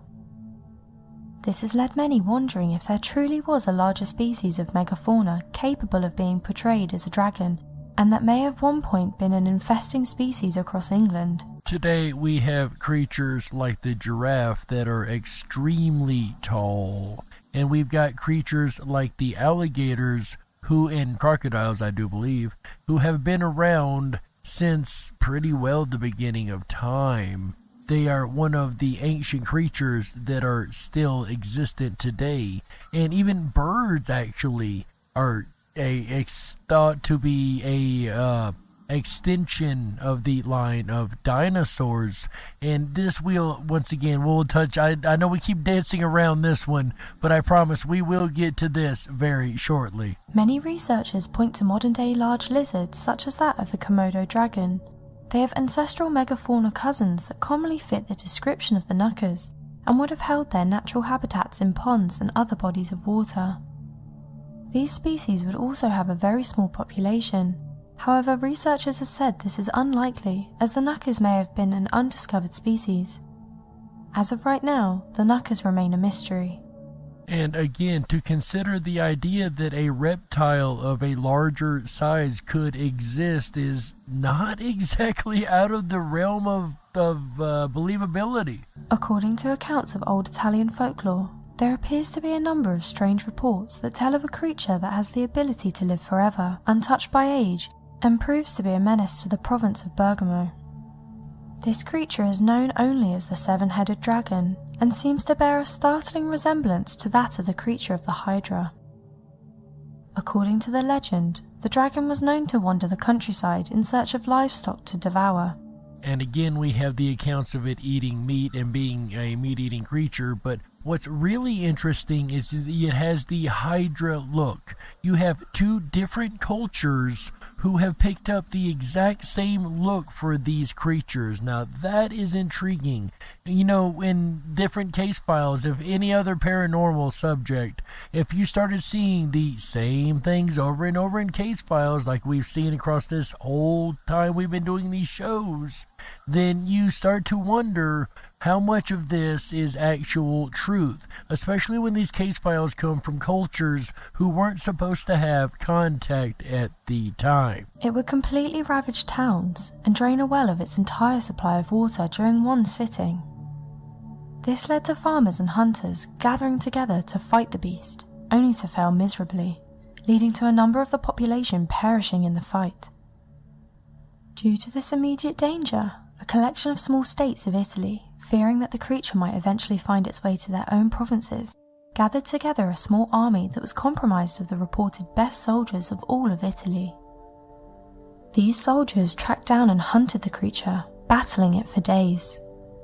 They managed to push the monster back into a nearby wellspring.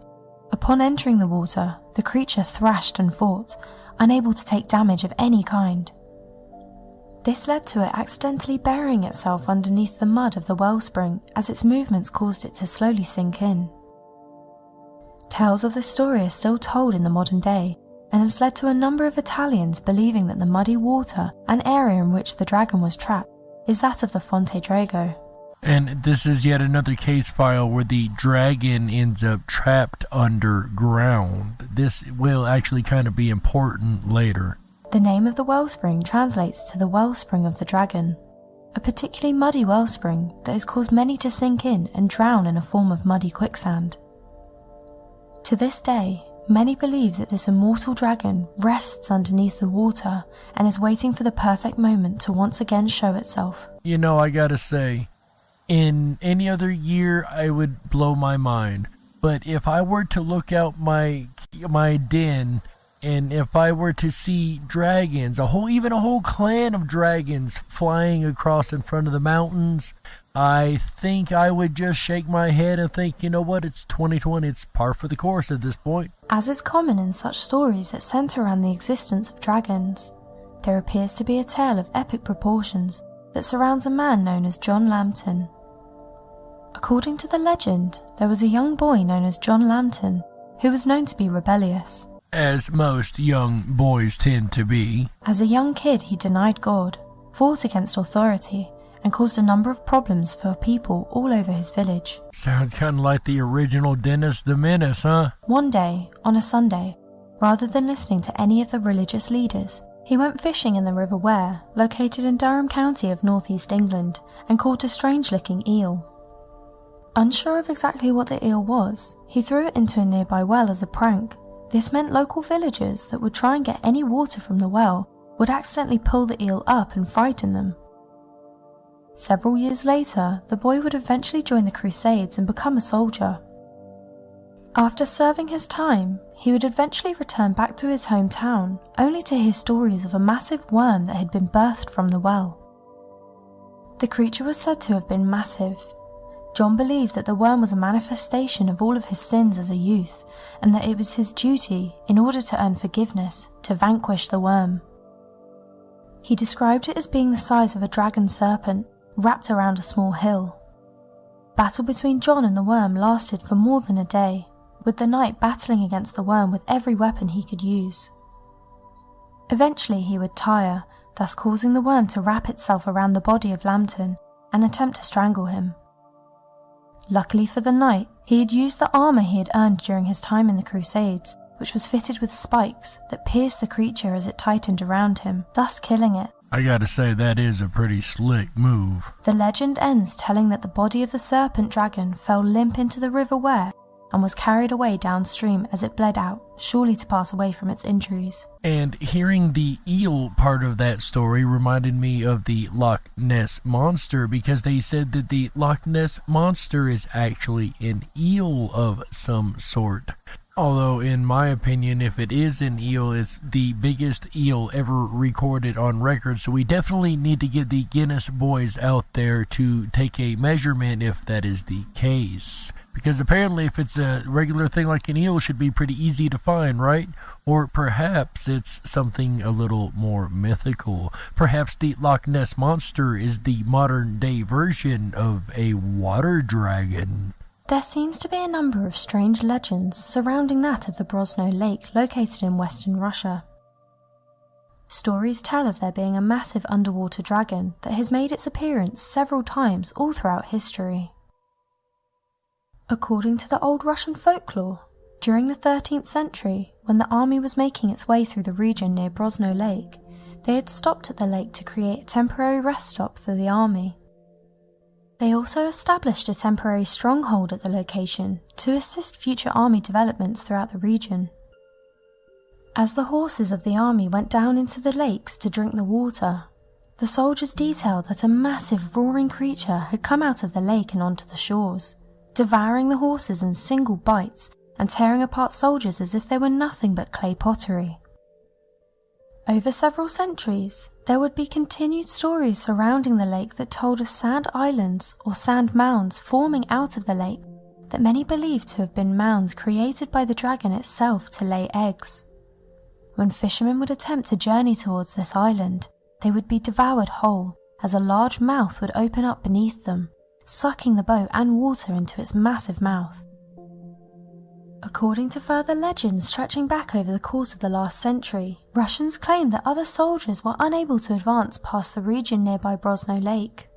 This was due to the beast protecting the lake. Some claim that perhaps the soldiers were interested in making attempts to tame the beast, but were soon met with a surprise as the beast began to devour soldiers that got too close to the lake.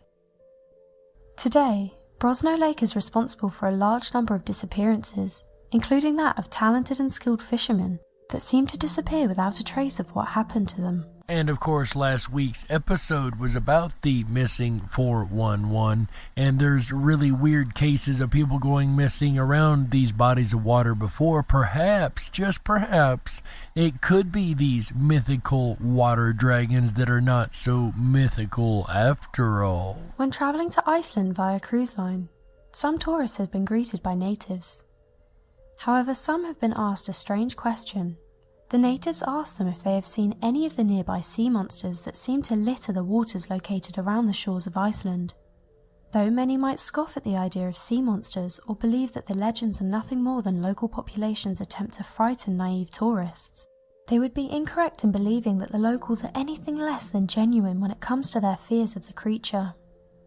Referred to as the Icelandic worm, the sea monster is believed to reside within Lake Lagerflot, with the first reported sighting dating as far back as 1345. It's really interesting when you get the same reports from people in the exact same spot over decades and even centuries. Despite the long span of time of monster sightings, the Icelandic government would not investigate the claims until 2012. This was when footage of a massive serpentine creature could be seen breaking through the ice-covered lake. And again, we have a serpent-type creature. The video went viral on YouTube, and many claim the creature was evidence of an Iceland Loch Ness monster. After many years of seeing the creature, a government investigation was carried out, and they declared the creature does in fact exist. So interestingly, they compared it to the Loch Ness Monster, which once again, I say is most likely a dragon or a water dragon of some type. So that is a very interesting correlation that they have made there. And then to boot, the government officially come out after an investigation and said, this is a real creature of some type. So this is getting very, very intriguing indeed. The commission ruled the video of the creature as authentic. Every so often people still report seeing the creature, and it's been labelled as one of the most authentic sea monsters to currently exist. As of right now though, substantial evidence of the creature has yet to surface. Think about that for a moment. The government of Iceland, after an investigation, admitted that this cryptid creature actually exists. Now, there's something to be said when authority figures break down and agree that something is going on. But what about historians? Are there any historians that have actually reported dragons in their travels? Did any of them actually see the fire-breathing creatures with their own two eyes? Was it recorded in our history anywhere at all? Well, actually, you'd be surprised what I was able to dig up. The dragon, the greatest of all serpents, is the devil, the king of all evil. It deals death with its poisonous breath and blow of its tail. This description was written in the 12th century by a French cleric. He regarded the dragon as the enemy of the pure animal, a creature so foul that death followed in its wake wheresoever it went. Yeah, that pretty much sounds like every dragon I've ever heard of. When this text was written, the notion of dragons as fearsome, death-dealing monsters was nothing new. Great serpentine creatures had been spoken of for centuries. Early references to dragon-like beasts can be found in ancient Babylonian, Egyptian, Chinese, and Japanese accounts. And as we've already heard across much of this episode, many other countries and cultures also have accounts of dragons, as well as in classical Greek and Roman sources. Not all of these accounts describe the dragon as an evil creature. However, they all seem to agree that dragons were no ordinary animal. Rather, these creatures possessed awesome spiritual as well as physical strength. And far from being confined to mere legend, these creatures did indeed exist. As such, here are 5 supposed historical encounters with living dragons. And perhaps some cryptids do have more of a spiritual nature. We remember the Mothman sightings, and that seemed to be a warning of doom to come instead of just a mean creature. So maybe, very well, dragons are another creature that has that spiritual connection more so than a human would. Perhaps a more esoteric type creature. Just outside the market town of Horsham in Sussex, England. And most of the medieval tales, as we know, of the knights and castles and all that came right out of the English countryside, so it would be no surprise for dragon stories in the UK, right? Lies St. Leonard's Forest. The forest, now a mere fragment of the ancient woodland which once extended across the area, was named after the French saint Léonard de Noblac. It was said that Saint Léonard once lived within the forest. According to the legend, the French hermit's spiritual solitude was disturbed by the presence of a great dragon, which also called the forest home. What followed was a long battle, which Léonard, despite being injured, won, thus earning him the reputation of a dragon slayer. I gotta say, that's an impressive feat. To not only fight a dragon for many hours, but to win. That is an impressive feat from what we've heard about dragons. Many believed his feat to represent the slaying of the last dragon in England. This was in the 6th century. However, over 1,000 years later, dragons in St. Leonard's Forest were still spoken of. Not only that, several local residents claimed that one particularly fearsome specimen still haunted the area. If dragons are a clan creature, or even a reproductive creature of any type, then just killing one is not going to take care of the entire population. Even though they thought it was the last dragon, maybe they just learned to hide a little bit better. Dating to 1614, True and Wonderful describes a strange and monstrous dragon said to reside in St. Leonard's Forest at the time of publication. Believed to have been bred in a vast and unfrequented area of the forest, in amongst overgrown hollows, the serpent-like creature was claimed to have been seen by multiple witnesses. Described as being known to roam an area measuring 3 or 4 miles around its forest lair, the dragon had supposedly been seen within half a mile of the market town of Horsham. 2 unfortunate souls, a man and a woman, were even thought to have been killed by the beast, after their bodies were discovered poisoned and very much swelled, but not preyed upon. The author of the pamphlet detailed how the great serpent, always in his track or path, left a glutinous and slimy matter, similar to that of a snail. The creature's excretions were said to have been very corrupt and offensive to scent, with the ability to putrefy air and produce a poisonous miasma which was dangerous to inhale. And it seems poison comes up with these dragons just as much as fire does, and that's really intriguing too, I gotta say. In addition to this putrid matter, the fearsome beast was known to cast his venom about 4 rod from him, the equivalent of 20 meters or 66 feet. Presumably, this was how the unfortunate man and woman had met their end. 2 dogs, it is also claimed in the pamphlet, met a similar fate when they and their owner went to the forest seeking to slay the monster. As we know, there are some snakes that can spit their venom a good distance. Maybe not quite that kind of distance, but a huge snake or an overgrown snake, especially mixed with other creatures, would most likely have the ability to spit the venom much, much further, so that kind of makes sense. As for its appearance, the dragon was reputed to be 9 feet or rather more in length, thicker in the middle and somewhat smaller at both ends. Its back, according to those who were fortunate enough to survive witnessing it, was covered in blackish scales. Under his belly, the scales appeared to be red. Which does sound like a classic dragon. The author of the text also expressed concern at the 2 great bunches which had been observed on either side of the dragon. Each as big as a large football, it was feared that the 2 bulges would in time grow to wings, and thus enable the creature to cause even more destruction.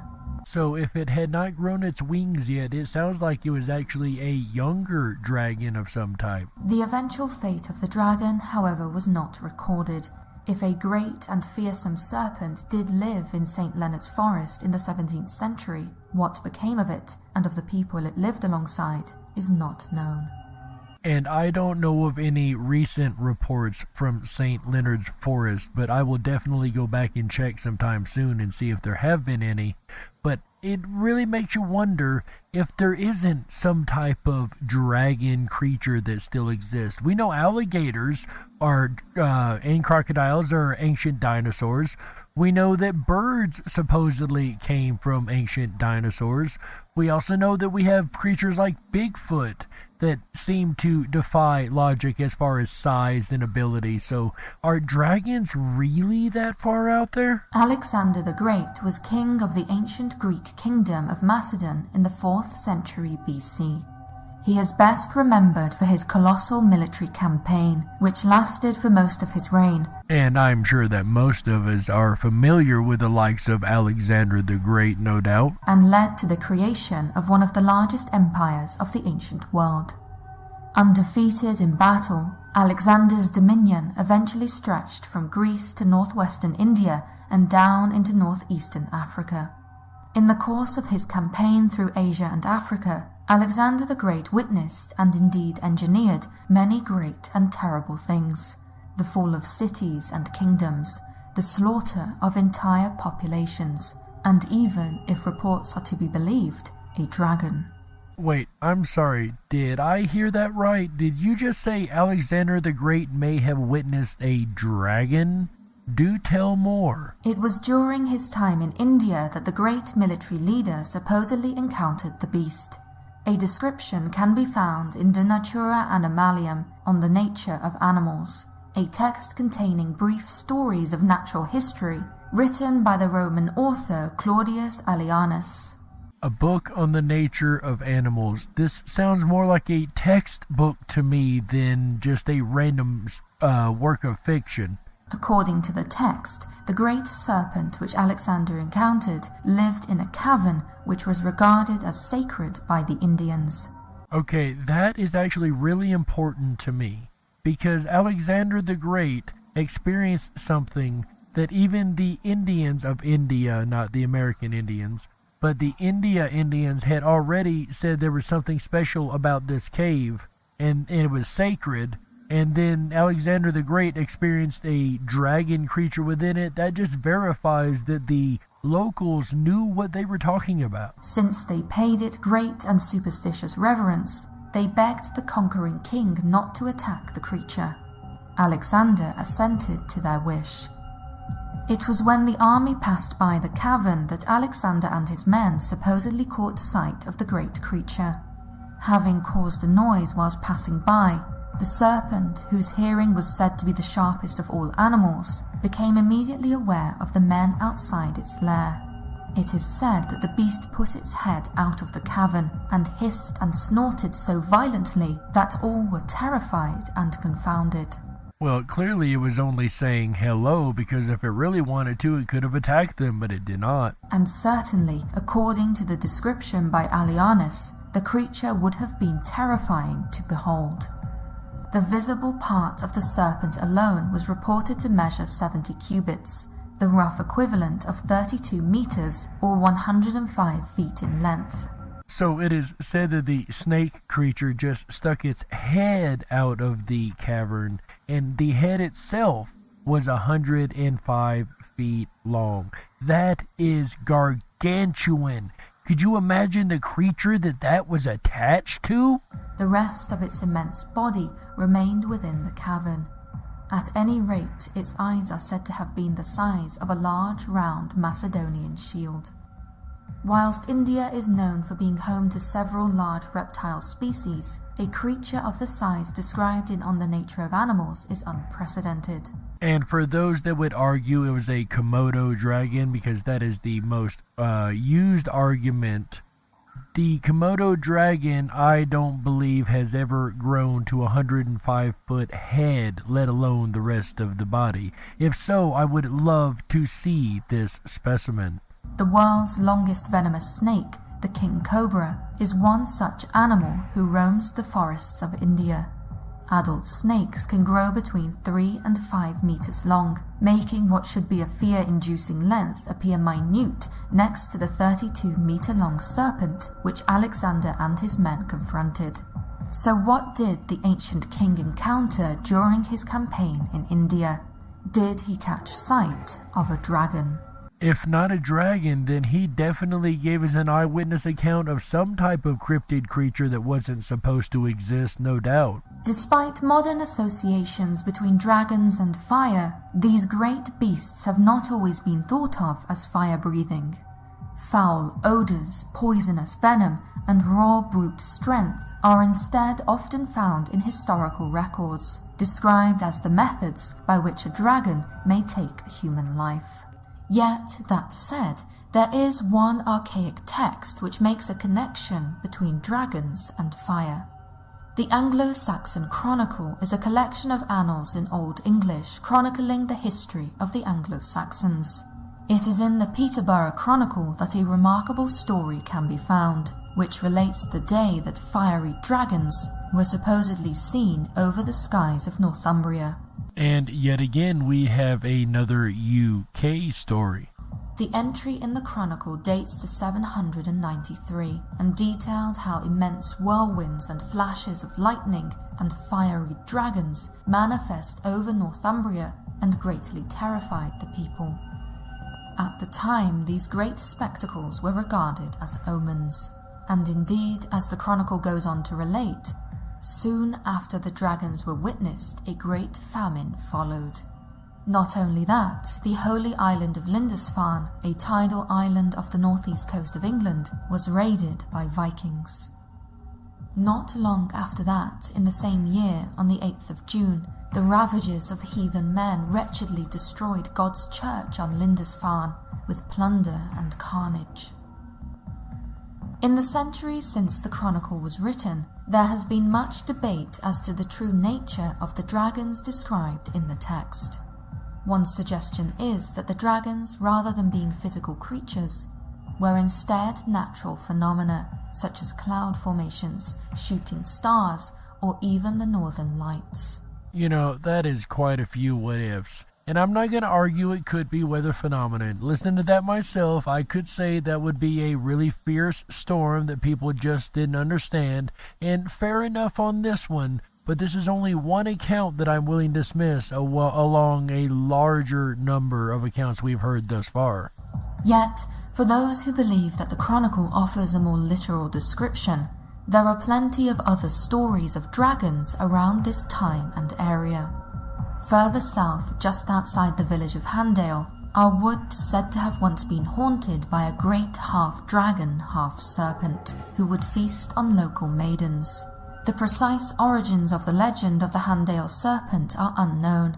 However, they help to demonstrate a long connection between dragons and the north of England. And that is another valid point there. It's just like I've said across many, many episodes, one case file doesn't prove a whole lot, but when you have independent verifications across different case files in different areas of the country from people who probably didn't really interact that much like that, then I would definitely say is a little more to it than just a random weather phenomenon at that point. Another similar tale is that of the lantern worm, a monstrous creature said to have coiled itself around a hill, not too far from where the fiery dragons were witnessed in 793.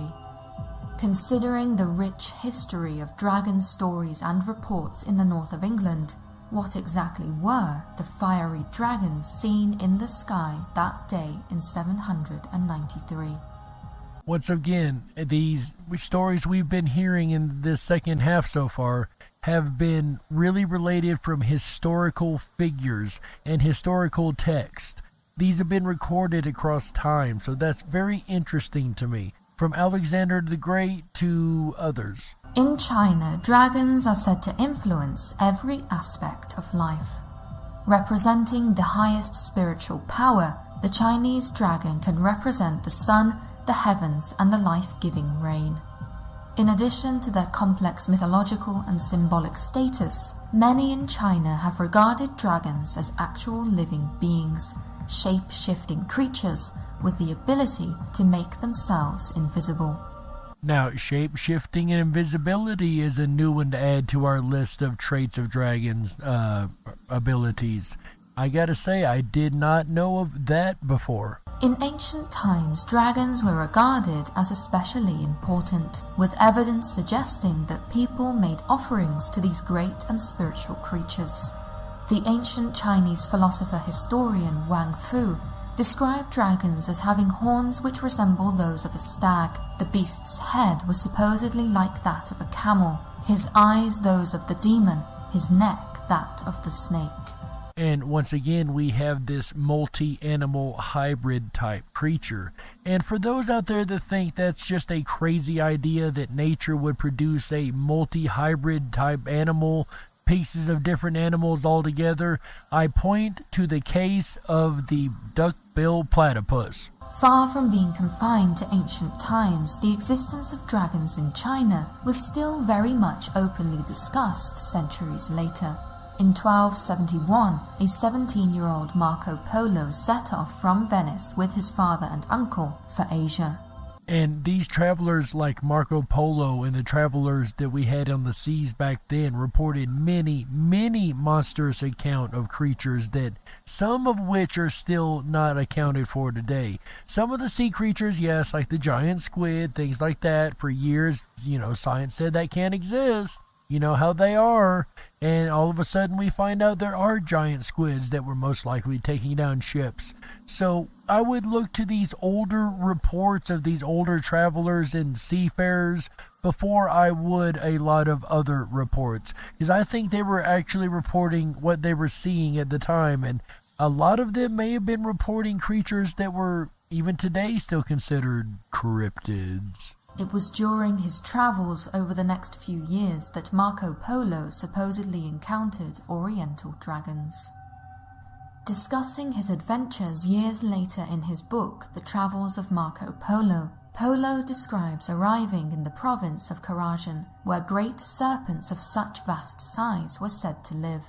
Relating the existence of these great serpents from what seems to be personal experience, Polo states that the creatures strike fear into those who see them, for they are not only hideous to behold, but also long and big. And we know the Asian and Chinese dragons are differently shaped. They don't have the wings. They usually don't walk on the ground as much. Those are usually very serpentine type creature that flies through the air with no really known motion of propellant.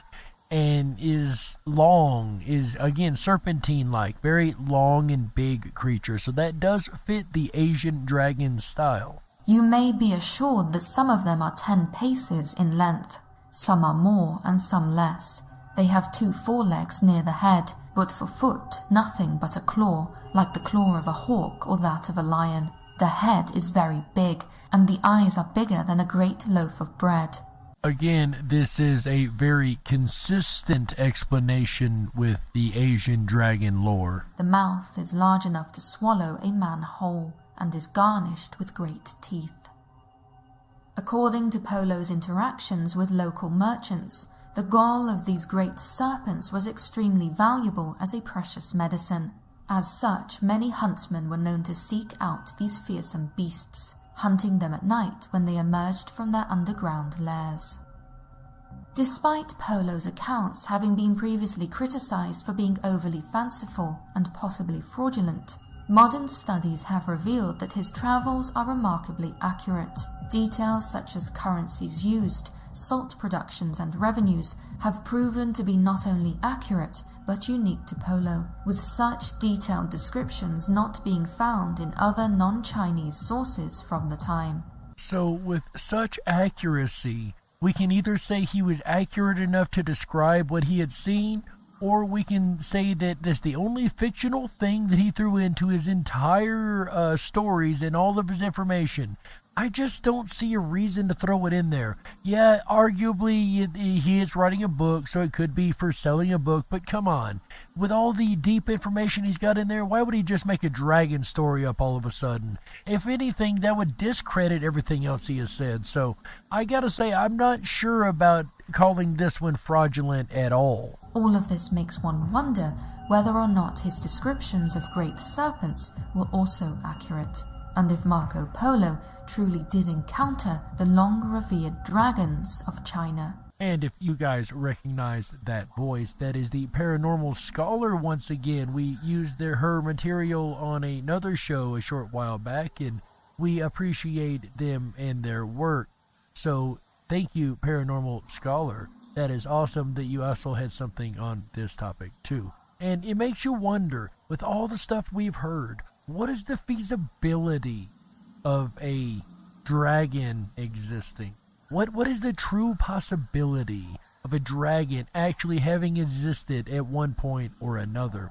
You see, a lot of the explanation is that people are, at the time, because dragon stories were so big, they would find these dinosaur bones, right? And that would just reinforce the idea of dragons. Well, I take a little pause with that. And I would say, you know, the people that we get the information from about the way dinosaurs were supposed to be put back together are the same people that I rail against a lot. It is these dogmatic archaeologists. And we know they are the absolute worst for taking a paradigm and sticking with it, no matter how true or untrue it may be. So what if the T-Rex wasn't really a little armed creature? What if the T-Rex was really a dragon? Huh? What if it was an actual dragon? Maybe it didn't have those little front arms, or at least maybe it didn't for what we thought it did. Maybe it didn't need the front arms. Maybe it had other appendages that they just did not put on there. Or maybe the appendages just had melted away by the time that the skeleton was found. We don't know. We don't know what any of these creatures looked like. They did find pterodactyls, yes. And maybe there were versions of pterodactyls that were more reptilian in nature, that were more dragon-styled in nature. And if that was the case, maybe some of these dinosaurs did last a little bit longer than what we thought they did, especially if they were in the water. Yeah, it took out all the land dinosaurs, but what about the water dinosaurs? We know alligators and crocodiles, we mentioned through this episode quite a few times, have existed since the dinosaur times. And I don't believe much of what archaeology tells us, because eventually they finally get proven wrong on a lot of stuff. They can't even explain to you the pyramid, how it was built, and many other things we've covered on this channel and on this show. So, you know, we can't help but wonder, what if the same thing goes for dinosaurs? We only know dinosaurs as we're told. We only know what the archaeologists have put together and told us dinosaurs look like. But what do we know about that? We know archaeologists lie a lot. we know they are dogmatic. We know that if they did find dragons and they didn't have it in their paradigm, they would make sure that didn't get out. So I have a big problem with believing that all the dinosaurs we see, especially in museums, are the actual real deal way that they actually looked. That's only how they thought they should be put back together. And there may have been many, many other bones they just, discarded or decided they didn't want to include. We don't know if maybe the Brontosaurus had wings, right? Maybe the Stegosaurus flew. We don't know. I know that sounds kind of silly, but is it really? Is it really all that out there? Velociraptors supposedly turned into chickens and modern-day birds, right? So if that's the case, how is it out of the world to think that there was creatures like dinosaurs that are very serpent-like, have other creature have other creature parts like the duck-billed platypus, a multitude of different creatures put together that could have or could still be existing on this planet? The Loch Ness Monster, just to name one of them. But one of the things that intrigues me the most, and I mentioned this in the cryptids episode, is the ability to breathe fire. Is it really so far out there, the idea that a creature could have the ability to breathe fire? Let us talk about the scientific plausibility of the dragon's probably most definable feature, the ability to breathe fire. Could a reptilian animal actually produce fire, and how? What do you guys think? Do you think it would be possible for a reptilian creature of some type to produce fire? Do you think by any means that they could happen, or is this just a little far-fetched? What do you think science is going to say? At least the plausibility of science saying. So go ahead and put a 1 in the chat room if you actually think that it's possible for a reptilian creature to breathe fire. And put a 2 in the chat room if you think that it's just absolute bunkum. First, let us examine what are the requirements for fire. There are 3 main necessities one must need to start a fire: fuel, oxygen, and heat. Now, because we live on Earth where oxygen is everywhere, let us first check off oxygen, as oxygen can be found in the air surrounding our speculative fire breather. The next thing we would need is fuel to feed the fire. As it turns out, almost all organic life forms produce flammable gases, even humans. Insert campfire joke here, of course. Most animals possess bacteria that can produce hydrogen and methane, gases that can be used as fuel. Cows and even humans possess methane-producing bacteria called methogen in their digestive tracts. And as we know from a lot of the information that comes across the net and other sources, apparently cows produce much, much more methane than humans, and apparently not good for other things, but we're not going to go into that. So yes, cows definitely produce a lot of methane, so that's not a hard sell. Which are able to convert carbon dioxide from the air into the flammable gas methane during digestion. And yes, even humans do this. Most of the time, our bodies release these gases by burping from the front or back. But it is indeed possible that an organism could be able to catch these flammable gases in a bladder and store it for later use. Think like a second lung or a second pack of skin or material, an organ, if you will, that does nothing but just hold methane until ready for use whenever the creature is ready to use it. A diaphragm-like organ could push these flammable gases out of the body through the mouth, where they could be used as fuel for a fire. The bladders would seal to prevent combustion of the whole organism. This form of fire breathing was actually used to explain how the dragons in How to Train Your Dragon 2 could breathe fire. Now, I'm going to disagree right here, and I'm going to say methane probably isn't the best option of gas, but what if there was a gas that the creature produced that once oxygen instantly hit it, it would become flammable? Now, there's another way, actually, that we could light this. What do you guys think? Is there any other ways that you could think of that we could light this fire within a creature, besides it being a gas that was just naturally flammable with oxygen? If we were using methane, creating a creature, if you will, if we were creating a dragon, we're trying to figure out how we would make it fire breathing. We've got the oxygen, we've got the fuel source, but what could ignite the flame? What do you guys think? Now, that leaves the most difficult part of this study. In order for these gases to actually catch fire, they would need heat, started by a spark. And because all carbon-based life forms are not made of flint, this spark would have to come from outside the body.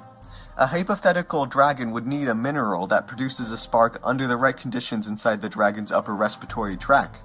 What kind of mineral would produce a spark, or any kind of thing that could ignite something? To ignite the gas. Now, there is one mineral that is found in nature capable of producing a spark, a piezoelectric crystal.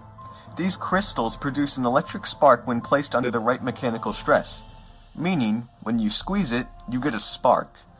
An organism could obtain these crystals by swallowing them and keeping them in the back of the throat. So it looks like we may have covered all three necessities in order to get fire from a creature. Where upon releasing the flammable gas, specialized organs squeeze the crystal to create a spark, and thus igniting our flame. Okay, so we have proven that it is feasibly possible for a creature to have the ability to breathe fire. But a lot of you might be saying, what about animals swallowing crystals? I mean, how likely is that to actually happen? Not all animals. I mean, what animals eat rocks? Actually, there's something about animals you might not know. Now, I know what you're saying. Trey, there's no animals that swallow minerals or rocks and keep them inside their bodies for extended periods of time. And that is where you are wrong. This is a gastrolith.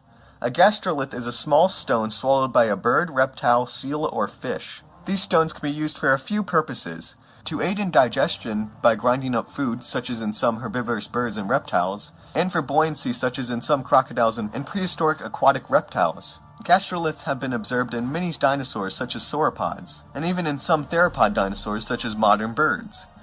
Gastroliths are basically inorganic minerals some organisms rely on for survival. So, as you see, that's not even a far-out or wild concept in the animal kingdom. It's actually a pretty normal concept. So, if cows started eating crystals or swallowed a crystal and had the right ability for the throat to crunch it the right way, when it belched methane, it could actually breathe fire. Could you imagine a fire-breathing cow? That's actually not as out there now as it seems, is it? It actually seems like it'd be a normal thing, right? It very well may become one. We don't know. But what do you guys think? It's been a long night. We've talked about a lot. In the first half, we heard about how every culture in almost the entire world has some story about dragons. Then in the second half, we turned around and we talked about the possibility that they may have been or may still be a real creature. But what do you guys think? Do you think maybe it could be a real creature? Do you think maybe it could have been a real creature? Maybe it's just a creature that we didn't understand. Maybe it is just dinosaurs that people mistook for something else. Or maybe, just maybe, the eyewitness accounts were spot on. Or maybe they were just to sell books and get fame. In the end, ladies and gentlemen, you be the judge. We got to close it out. That's right. That's it for another episode of the Darkwolf's Den Show. Dare I say a gigantically dragon-sized episode. Ha ha! Anyways, ladies and gentlemen, I hope you have enjoyed yet another amazing week here on Rippin' Common Sense Radio. And don't you worry, the den may be closing, but the weekend fun has only just begun. Make sure you come back 7 p.m. Pacific, 10/9 Central, Thursday through Sunday for the Rippin' Rabbit Hole live show, starring our buddy AJ the Rippin' Rabbit. That's right. This week he's going to be talking, guys, I happen to be overhearing him over there, and I happen to know that he's going to be talking Thursday about trees of life. What is the tree of life? What does it actually mean? Where does it come from? And what could it mean to us? Friday, he'll be talking about false flags. How many have been happening over the years, and how many were caught by the government? And how many going forward should we look for? What kind of evidences are on our side? That'll be on Friday, False Flags. Then Saturday, he'll be talking about sideshows. What kind of circus sideshows are there? And why do they exist at all? Is it just a publicity stunt? Or is it something that's more freaky in nature? Speaking of publicity stunts, Sunday he will be talking about just that. Publicity stunts put on by so many celebrities and famous people. Should we fall for them? Is it just another way to trick us into using their products? We'll talk about that. Well, AJ will talk about that on Sunday. Then we have a very, very special extension of the weekend this coming weekend. For those that are here Sunday night, stick around just a couple hours after the show. And at 3 a.m. Pacific, we will be doing a very, very special broadcast. AJ and myself will be hosting. It is a VIP sign up, RSVP required at ripinrabbithole.com. This is going to be David Blaine, ladies and gentlemen. David Blaine is going to be doing a stunt for the first time in 10 years. This will be a multi-hour program that is also based on weather, so make sure you sign up over at the ripinrabbithole.com. That is RIPONRABBITHOLE.com/David-Blaine. And go ahead and RSVP so we can make sure we have enough room for you guys to hang out with us that night and enjoy the special program that we have coming up for that evening, or that early morning. So we're going to be extending the weekend this weekend, guys. I hope everybody is ready for an amazing time. Ladies and gentlemen, my name is Jerry Hicks, also known as the Dark Wolf. And on behalf of AJ the Rippin' Rabbit and everybody involved here in Rippin' Common Sense Radio, we thank you for being here. And remember always, stay awake, but dare to dream. Bye, everybody. Oh, yeah. Now that howl officially means your weekend has begun. Top hats off, Jerry. Another fantastic episode of the DarkWolf's Den Show. Jerry's here every Wednesday night, bringing you a wild variety of paranormal radio, just like you've heard. My top hat's off to your 15th episode, sir, being under your belt. Amazing. We're here every Wednesday, Thursday, Friday, Saturday, and Sunday night as our weekends kick off with Jerry here on Wednesday nights on the very best of Common Sense Radio, the Rippin' Rabbit Hole. I'll be back again tomorrow night, Thursday, August 27th, for a look at Trees of Life, the fascinating world of the trees of life. Were there once trees so tall that they reached the heavens? Tune in tomorrow night, Thursday, August 27th, starting at 7 p.m. Pacific, 10/9 Central, and find out. Then Friday night, false flags. We look closely at false flags. What are they? What do they mean? And can you spot the false flags when they occur?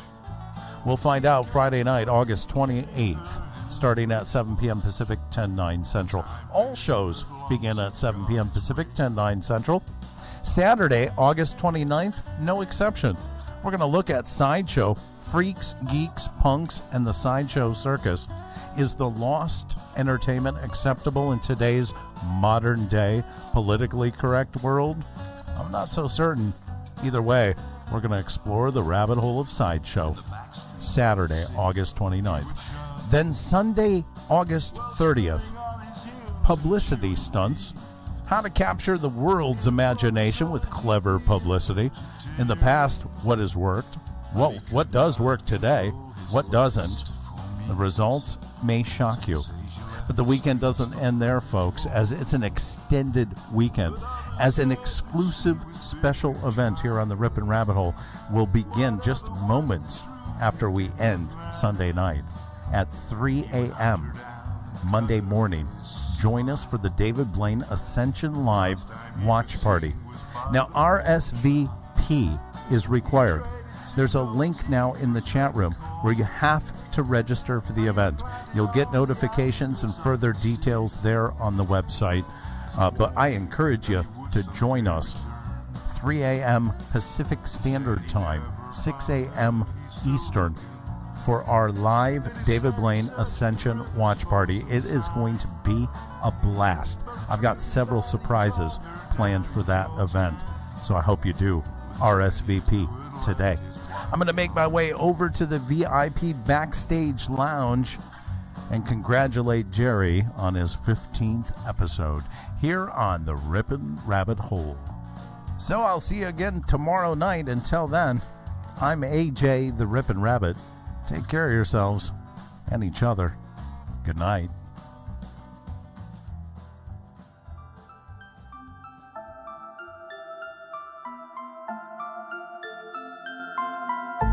I'm lost and into the dark.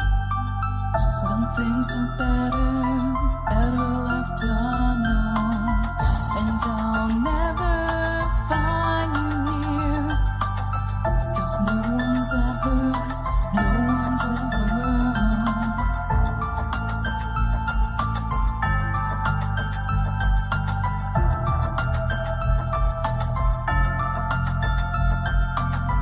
Oh, what a widow, a peaceful spider.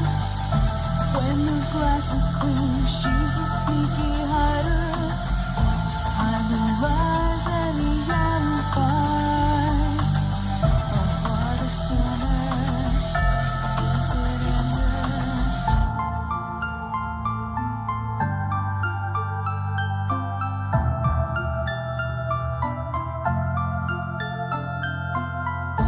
What's the truth in this riddle? Is love really just this simple? I can't seem to find my way in this world that never stays.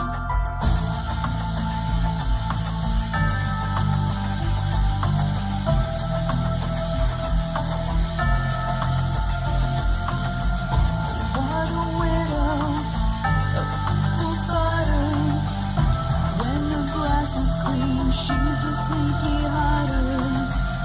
Hide the lies and the alibis. What a sinner. Is it in her?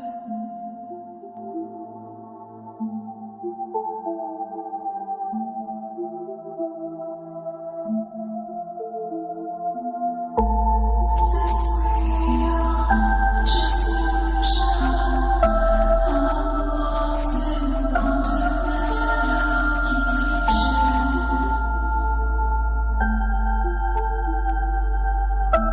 I'm lost in wonderland of confusion.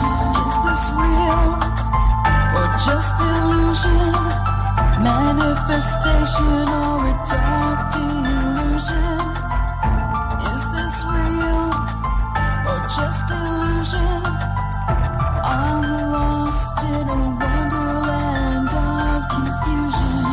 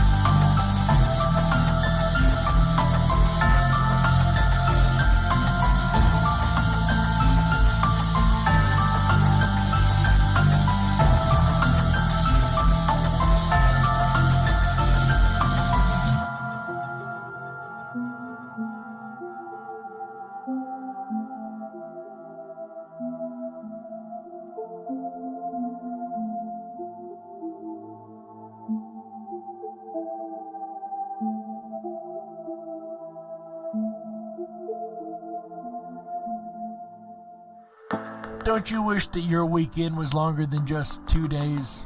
Well, if so, then you're in luck, because here on Rippin' Common Sense Radio, our weekend begins on Wednesday. Yes, you heard that right. Our weekend kicks off every Wednesday at 7 p.m. Pacific, 10/9 Central, with DarkWolf's Den, starring yours truly, Jerry the Dark Wolf. But that's where the fun has only just begun. Make sure you come back every Thursday through Sunday at 7 p.m. Pacific, 10/9 Central, for the Rippin' Rabbit Hole live show, starring AJ the Rippin' Rabbit. He dives into the archives of vocal legend Art Bell and brings those stories up to date. So make sure that you spend your extended weekends with the animals of radio, Jerry the Dark Wolf and AJ the Rippin' Rabbit, starting at 7 p.m. Pacific, 10/9 Central, every Wednesday through Sunday, right here on Rippin' Common Sense Radio.